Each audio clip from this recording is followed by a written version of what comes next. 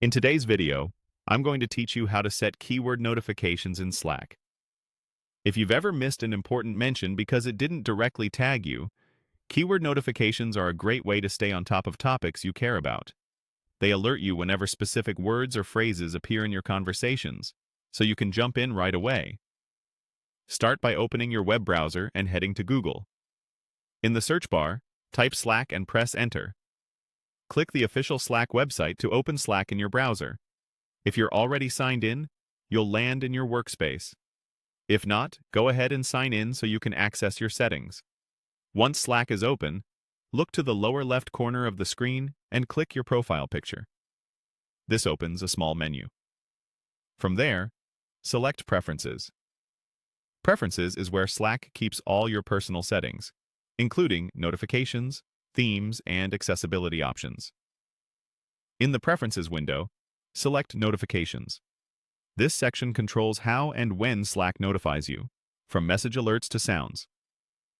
Scroll until you find the area labeled Channel Keywords. This is the feature we'll use to create alerts based on specific terms that matter to you. Click into the field and type the keywords or short phrases you want to track. Separate each one with a comma. For example, you might enter things like launch, outage, budget review, or client feedback. Use clear, specific terms so you're notified about what's truly important without getting overwhelmed. If a word is very common, consider adding a second word to narrow it down into a short phrase. Phrases work well for project names, internal code words, or recurring processes. As you add your list, keep in mind that these keywords will trigger when they appear in channels and conversations you can access.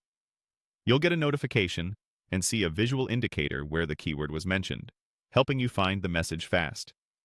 There's no need to click a Save button here. Slack saves your changes automatically, so everything you type is active right away.